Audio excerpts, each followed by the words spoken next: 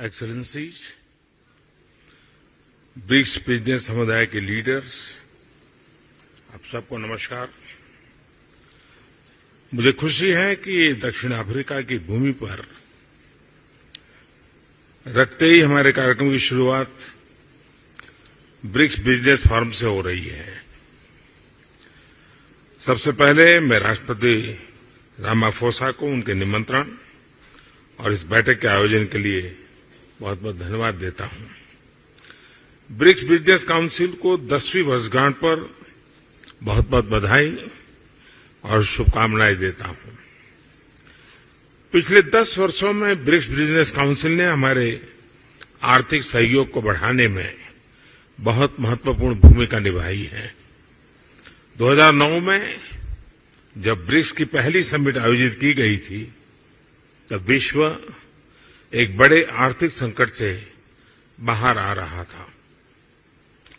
उस समय ब्रिक्स वैश्विक अर्थव्यवस्था के लिए एक आशा की किरण के रूप में उभरा था। वर्तमान समय में भी कोविड महामारी, तनावों और विवादों के बीच विश्व आर्थिक चुनौतियों से जूझ रहा है। ऐसे समय में ब्रिक्स देशों के एक बार फिर महत्वपूर्ण भूमिका है। फ्रेंड्स, वैश्विक अर्थव्यवस्था में उथल-पुथल के बावजूद भारत आज विश्व की फास्टेस्ट ग्रोइंग मेजर इकोनॉमी है।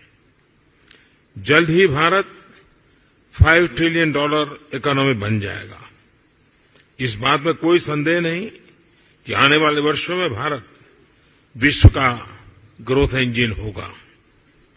ये इसलिए है क्योंकि भारत ने आपदा और मुश्किलों के समय को आर्थिक सुधार के अवसर में परिवर्तित किया। पिछले कुछ वर्षों में हमने मिशन मोड में जो रिफॉर्म्स किए हैं, उनसे भारत में ईज ऑफ डूइंग बिजनेस में लगातार बढ़ोतरी हुई है। हमने कंप्लायंस बर्डन को कम किया है, रेड टेप को हटाकर रेड कारपेट बिछा रहे हैं।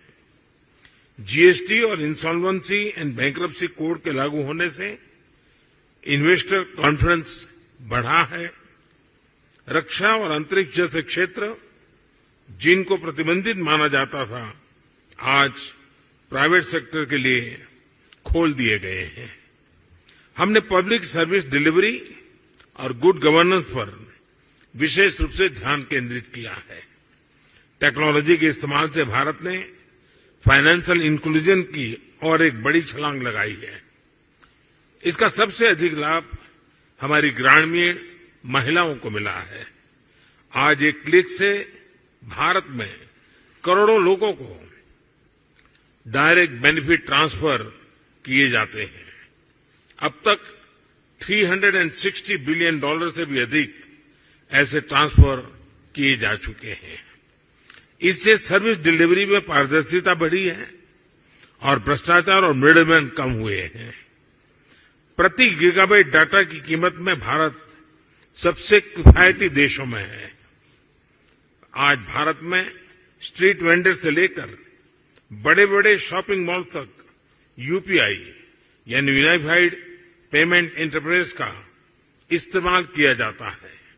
आज विश्व के सबसे अधिक डिजिटल ट्रांजैक्शन वाला देश भारत है। यूएई, फ्रांस, सिंगापुर जैसे देश इस प्लेटफॉर्म के साथ जुड़े हैं। ब्रिक्स देशों के साथ भी इस पर काम करने के लिए अनेक संभावनाएं हैं। भारत के इंफ्रास्ट्रक्चर में बड़े पैमाने पर हो रहे निवेश से देश का परिदृश्य बदल रहा है। इस वर्ष के बजट में हमने इंफ्रास्ट्रक्चर के लिए लगभग $120 बिलियन का प्रावधान रखा है। इस निवेश के माध्यम से हम भविष्य के एक नए भारत की मजबूत नींव रख रहे हैं।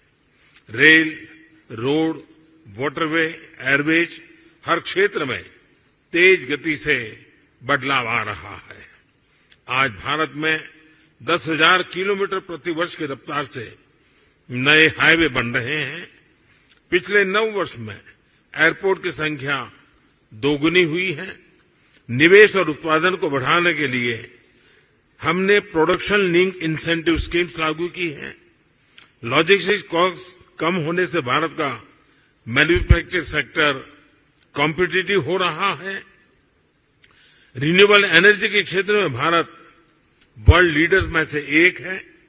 हम भारत को solar energy, wind energy, electric vehicles, green hydrogen, green ammonia जैसे क्षेत्रों में ग्लोबल मैन्युफैक्चरिंग हब बनाने के लिए सक्रिय रूप से कदम उठा रहे हैं।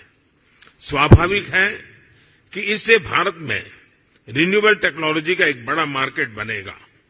आज भारत में विश्व का तीसरा सबसे बड़ा स्टार्टअप इकोसिस्टम है। भारत में इस समय 100 से भी अधिक यूनिकॉर्न है।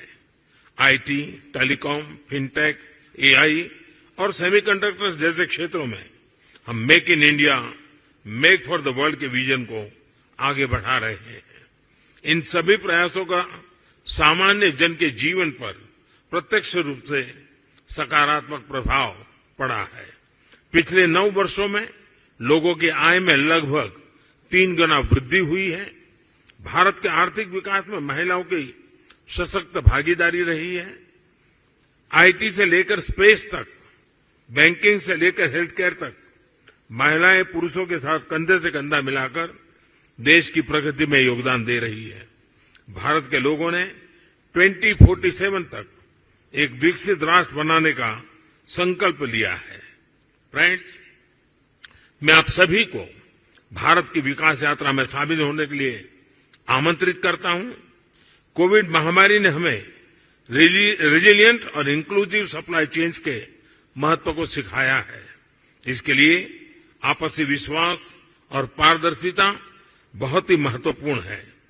हम एक दूसरे की ताकतों को जोड़कर पूरे विश्व, खासतौर पर ग्लोबल साउथ के कल्याण में महत्वपूर्ण योगदान दे सकते हैं। एक्सेलेंसी, मैं एक बार फिर ब्रिक्स बिजनेस जगत के लीडर्स को उनके योगदान के लिए बधाई देता हूं। इस मीटिंग के शानदार आयोजन के लिए मैं मेरे मित्र राष्ट्रपति रामाफोसा का भी आभार व्यक्त करता हूं। बहुत बहुत धन्यवाद।